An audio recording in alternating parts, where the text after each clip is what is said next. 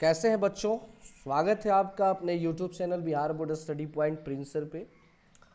जैसा कि आप लोग जानते हैं कि आपके लिए एक केमिस्ट्री का जो सब्जेक्ट है 10th क्लास का स्टार्ट किया गया है, जिसका पार्ट 1 आप लोगों ने देख चुका, जिसमें आप लोगों ने पढ़ा कि रासायनिक समीकरण क्या है, रासायनिक अभिक्रिया क्या है, रासायनिक अभिक्रिया को कितना पार्ट में बांटा गया है, यानी अभिकर्मक और उत्पाद के बारे में आपने जाना। उसके बाद आपने जाना कि रासायनिक समीकरण दो प्रकार के होते हैं, संतुलित रासायनिक समीकरण और संतुलित रासायनिक समीकरण, और रासायनिक समीकरण को संतुलित करना क्यों जरूरी है। यहाँ तक में आप लोगों ने कंप्लीट कर लिया है पार्ट 1 में। अगर आप लोग पहली बार इस वीडियो को देख रहे हैं तो आप चैनल के प्लेलिस्ट में चले जाएं और क्लास 10th का केमिस्ट्री लिखा होगा, आप उस फोल्डर को ओपन करें और पार्ट 1 देख लें तो बहुत अच्छा रहेगा। तभी समझ में काफ़ी आपको सावधानी अच्छी लगेगी। बस इतना ही कहना मैं चाहूँगा।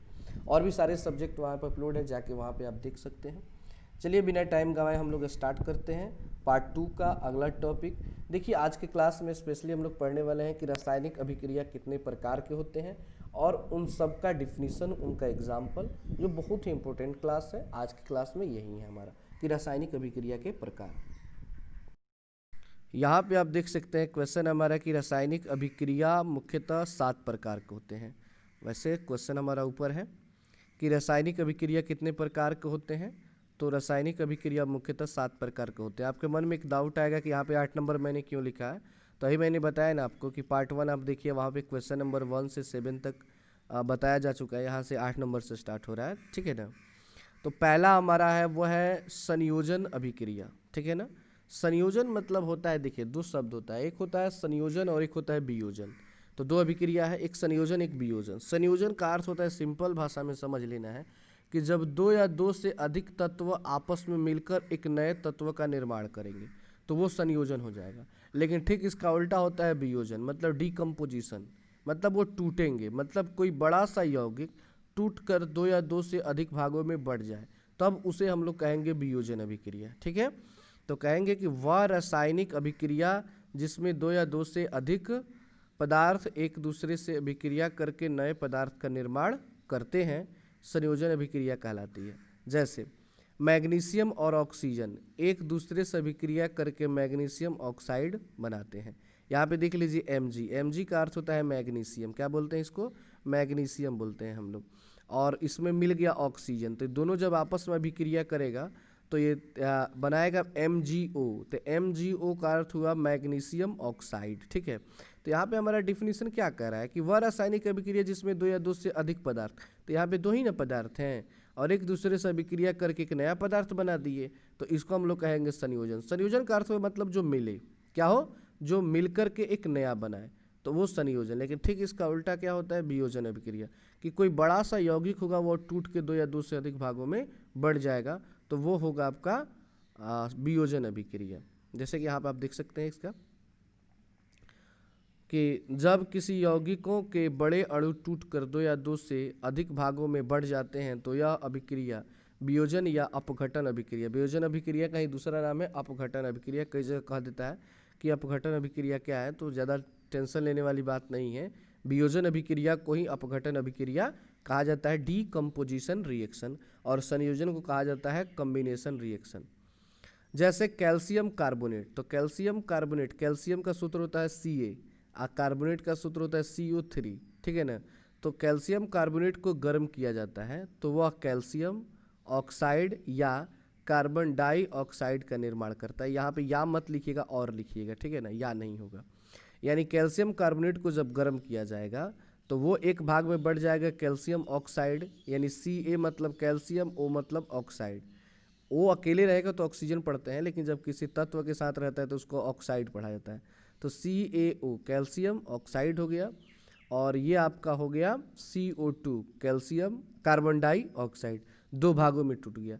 तो कैसे टूटा, क्या हुआ, मैं आपको बताऊंगा। मैंने बताया है ना कि स्पेशल एक क्लास में चलाऊंगा कि रासायनिक समीकरण को कैसे संतुलित किया जाता है, तो ये कैसे 3 आया, यहाँ पे कैसे 2 हो गया, ये सारा चीज़ मैं बताऊंगा। फिलहाल आपको बस इतना ही समझना है कि संयोजन मतलब कि जब दो या दो से अधिक तत्व या यौगिक आपस में मिलकर एक नए पदार्थ का निर्माण करे, और जब एक बड़ा सा अणु टूटकर अलग अलग भागों में बढ़ जाए तो वो वियोजन अभिक्रिया कहलाएगी, ठीक है। तीसरा है, यहाँ पे एक और एग्जाम्पल दिया हुआ है, उसको भी देख लेते हैं कि जब पोटेशियम क्लोरेट, पोटेशियम का सूत्र होता है के, पोटेशियम का सूत्र क्या होता है, के होता है, और क्लोरेट का सूत्र होता है ClO3, ClO3। देखिए Cl मतलब क्लोरीन, O मतलब ऑक्सीजन, के मतलब पोटेशियम, ये आप लोग क्लास 9th में ही पढ़ चुके होंगे, ठीक है ना। तो क्लोरेट को गर्म किया जाता है तो वह पोटेशियम क्लोराइड किस भाग में बढ़ता है, पोटेशियम क्लोराइड और ऑक्सीजन का निर्माण करता है। तो पोटेशियम क्लोराइड हो गया KCl, ये पोटेशियम क्लोराइड हो गया, मतलब के मतलब पोटेशियम, सी मतलब क्लोराइड Cl, और O मतलब ऑक्सीजन। तो आप क्या आपने देखा, मतलब निष्कर्ष यही निकलता है कि एक बड़ा सा अणु टूटकर दो भागों में बढ़ जा रहा है, तो ये वियोजन अभिक्रिया हो जाएगा। तीसरा है हमारा विद्युत अपघटन अभिक्रिया, ठीक है। तो इसको कहेंगे जब किसी अभिक्रिया में विद्युत के द्वारा यौगिकों को तोड़ा जाता है, यौगिक को क्या कहता है जी, तोड़ा जाता है, तो वह अभिक्रिया विद्युत अपघटन अभिक्रिया कहलाती है। जैसे जल में विद्युत धारा प्रवाहित होती है तो वह हाइड्रोजन और ऑक्सीजन में टूट जाता है, मतलब H2O। जल का सूत्र क्या होता है बाबू, H2O होता है। जब इसमें हम विद्युत धारा प्रवाहित करेंगे, मतलब इसमें इलेक्ट्रिक देंगे, तो हाइड्रोजन और ऑक्सीजन एक दूसरे से अलग हो जाएंगे। तो जब भी कोई अपघटन की अभिक्रिया हो, क्योंकि अभी आपने ऊपर क्या पढ़ा, वियोजन को ही अपघटन कहते हैं, तो जाहिर सी बात है कि इसमें भी टूटेगा। तो टूट रहा है, लेकिन टूटे तो ये भी ध्यान रखना है कि वो किसी विद्युत के द्वारा ही टूटे। अगर विद्युत के द्वारा टूट रहा है तो विद्युत अपघटन अभिक्रिया है, अगर विद्युत के द्वारा नहीं टूट रहा है, सिंपली अलग तरीके से टूट रहा है, तो वो वियोजन अभिक्रिया है। इतना ध्यान आपको रखना है, दोनों एक ही जैसा है, बट इसमें क्या है कि विद्युत धारा प्रवाहित की जा रही है, ठीक है, तब ये कहलाएगा विद्युत अपघटन अभिक्रिया, और विद्युत धारा प्रवाहित न किया जाए तब कहलाएगा वियोजन अभिक्रिया। चौथा है विस्थापन अभिक्रिया, जिसको हम लोग कहते हैं डिस्प्लेसमेंट रिएक्शन, डिस्प्लेसमेंट रिएक्शन, और इसको अंग्रेजी में कहा जाता है electric decomposition reaction, electric decomposition reaction. अब आइए, दो चीज होता है, देखिए, एक होता है विस्थापन और एक होता है द्विविस्थापन। एक है विस्थापन और एक है द्विविस्थापन। तो पहले हम समझ लेते हैं कि विस्थापन अभिक्रिया क्या होती है। इसको समझ जाएंगे तो इजीली आप द्विविस्थापन को समझ पाएंगे। विस्थापन का अर्थ होता है, सबसे पहले जान लीजिए, एक जगह से हटा करके दूसरे जगह करना। आप लोग ऐसा वर्ड का यूज़ करते हुए देखे होंगे किताब में या कहीं पे भी, कि कोई व्यक्ति है जिसके गांव में बाढ़ आ गया, और बाढ़ आने के चलते वो वहाँ से विस्थापित हो गया। तो विस्थापित होने का अर्थ है कि वो वहाँ से कहीं और चला गया, जैसे कि आजकल हमारे गांव में थोड़ी स्थिति वैसे ही होने वाली है। वह रासायनिक अभिक्रिया जिसमें कोई तत्व किसी दूसरे तत्वों को हटाकर एक नए पदार्थ का निर्माण करे, उसे विस्थापन अभिक्रिया कहते हैं। जैसे कि लोहा कॉपर सल्फेट के विलयन के साथ मिलकर फेरस सल्फेट और कॉपर का निर्माण करता है। ध्यान से समझिएगा, लोहा, लोहा का सूत्र होता है Fe, जिसको फेरस बोलते हैं, फेरस या लोहा। कॉपर सल्फेट, कॉपर का सूत्र होता है Cu, क्या होता है, Cu, और सल्फेट का सूत्र होता है SO4, मतलब कि जब सल्फर और ऑक्सीजन मिलता है तो सल्फेट का निर्माण करता है। तो जब लोहा और कॉपर सल्फेट आपस में मिलेगा तो ये क्या होगा ना, कि ये लोहा क्या करेगा कि कॉपर को यहाँ से हटा देगा, मतलब कॉपर को साइड कर देगा और खुद यहाँ पे आके बैठ जाएगा। अब ये FeSO4 के साथ चलाएगा, तो जब FeSO4 के साथ चला जाएगा, अब इसका नाम बदल जाएगा फेरस सल्फेट। अब ये क्या बन गया, फेरस सल्फेट, और कॉपर को अलग कर देगा। क्यों कर दिया, क्योंकि जो फेरस होता है यानी कि लोहा, वो कॉपर से ज़्यादा सक्रिय होता है। देखिए, कोई भी तत्व किसी को तभी हटा सकता है जब वो उससे शक्तिशाली हो। कहने का अर्थ है कि कोई आदमी है, जैसे कि मान लीजिए आपका वजन है 40 किलो या 50 किलो, ठीक है, और आपसे कोई तगड़ा व्यक्ति जो 60-70 किलो का, अब कोई ज़्यादा वजन होने से नहीं कोई तगड़ा होता है, मतलब आपसे ज़्यादा शक्तिशाली है, तो वो आपको हटा सकता है आपकी जगह से। या आप मान लीजिए कि आप हैं 10th क्लास में पढ़ रहे हैं, कोई बच्चा अगर दूसरे क्लास में पढ़ रहा है, तो आप उसको एक जगह से उठा के दूसरी जगह उठा के आप उसके जगह पे बैठ सकते हैं, क्योंकि आपके पास उससे ज़्यादा शक्ति है। तो जो तत्व ज़्यादा अभिक्रियाशील होता है वो अपने से कम अभिक्रियाशील तत्वों को हटा करके उसका जगह ले लेता है। तो ये जो है लोहा क्या करेगा, कॉपर को हटा के वहाँ पे खुद चला जाएगा, यानी विस्थापित कर दिया, कॉपर को यहाँ से क्या कर दिया, विस्थापित कर दिया। तो ये होता है विस्थापन अभिक्रिया।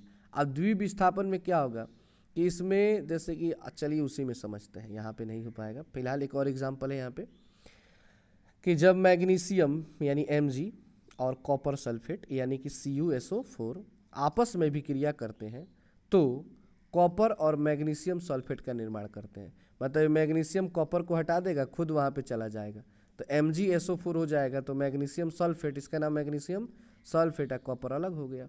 तो ये होता है विस्थापन अभिक्रिया। अब आ गया हमारा द्विवीय विस्थापन, इसको थोड़ा समझिएगा। मतलब इसमें क्या होता है ना, उसमें क्या था कि एक ही तत्व एक तत्व को हटा के वहाँ पे खुद चला जाएगा, दूसरे वाले को बगल मतलब साइड कर देगा। इसमें नहीं होता है। इसमें क्या होता है कि जिस अभिक्रिया में दो यौगिक अपने तत्वों की अदला बदली कर नए यौगिक का निर्माण करते हैं, मतलब एक जैसे कि एक चला जाएगा, दो ग्रुप है, एक आदमी उसमें चला जाएगा, उसमें एक आदमी पहले वाले में चला आएगा, तो ये अदला बदली हो गया, ये द्विवीय विस्थापन अभिक्रिया होता है, मतलब दो बार विस्थापन होता है। तो ऐसी अभिक्रिया द्विवीय विस्थापन या उभय विस्थापन, कहीं कहीं उभय विस्थापन भी लिखता है, उभय विस्थापन अभिक्रिया कहते हैं। जैसे सोडियम क्लोराइड, तो सोडियम का सूत्र होता है Na, परमाणु संख्या 11 होता है, और Cl यानी क्लोरीन, तो मिलके सोडियम और क्लोरीन मिलके सोडियम क्लोराइड बनाता है, जिसको हम लोग अपने आम भाषा में नमक बोलते हैं, ठीक है ना, या साधारण लवण भी कहा जाता है। तो सोडियम क्लोराइड, अब सिल्वर का सूत्र होता है Ag, मतलब चांदी होता है, और नाइट्रेट का सूत्र होता है, यहाँ पे नाइट्रेट हो गया, टेट रहेगा, ट्रेट ट रहेगा, तो सिल्वर नाइट्रेट यानी NO3। अब ये आपस में रिएक्शन कर रहे हैं, तो देखिए क्या करेगा, इसमें का क्या करेगा, सॉरी थोड़ा सा यहाँ पे टाइपिंग में मिस्टेक हुआ है, मैं यहाँ पे बता देता हूँ आप लोगों को।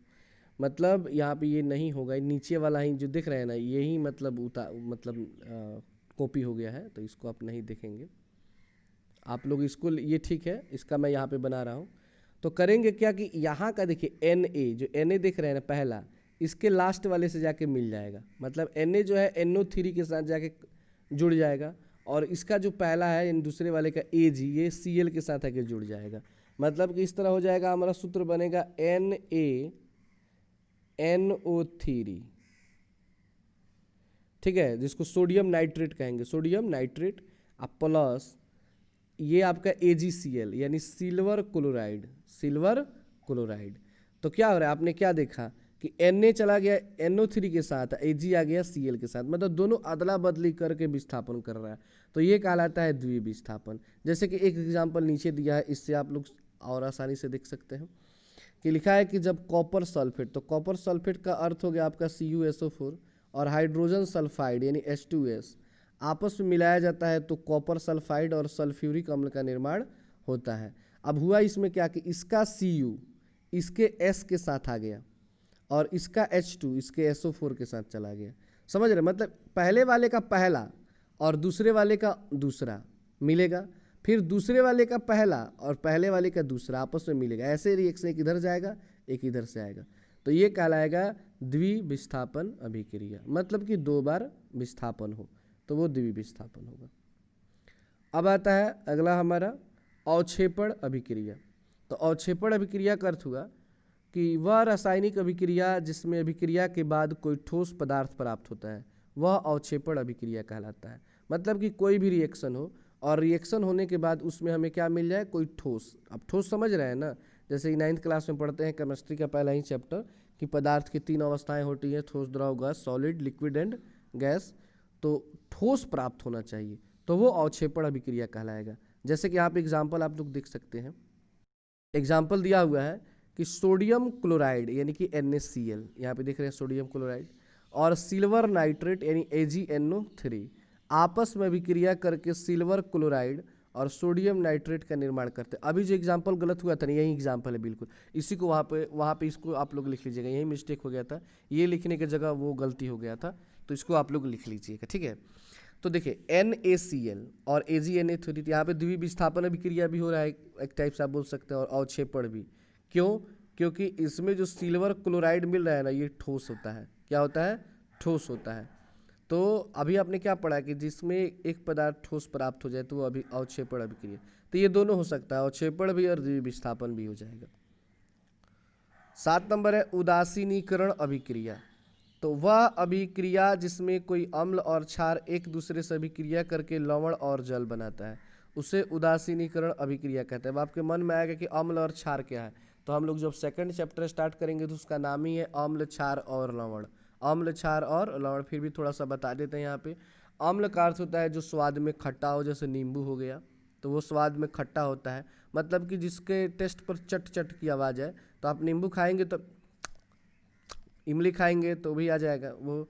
और क्षार का अर्थ होता है जो स्वाद में कड़वा हो, मतलब कि मुंह में रखते ही फेंकने का मन कर दे। जैसे कि आपका हो गया बालू, बालू को आप मुंह में नहीं रखते, करना शुरू कर देंगे, मतलब नहीं रख सकते हैं। कोलगेट है, कोलगेट भी क्या होता है, क्षार होता है, उसको भी आप खा नहीं सकते हैं। और जब ये दोनों आपस में मिलता है, अम्ल और क्षार, तो लवण बनाता है। क्या बनाता है, लवण बनाता है और जल बनाता है। इसी को हम लोग कहते हैं उदासीनीकरण अभिक्रिया। जैसे कि हाइड्रोक्लोरिक अम्ल, जिसका सूत्र होता है HCl, HCl को कहते हैं हाइड्रोक्लोरिक अम्ल। और सोडियम हाइड्रोक्साइड, जिसका सूत्र होता है NaOH, यहाँ पे H बड़ा कर दीजिएगा, बड़ा वाला H रहता है, OH, सोडियम हाइड्रोक्साइड, आपस में अभिक्रिया करके सोडियम क्लोराइड यानी कि NaCl बनाते हैं और जल का निर्माण करते हैं। तो सोडियम क्लोराइड एक लवण है जिसको हम लोग खाते हैं नमक के रूप में।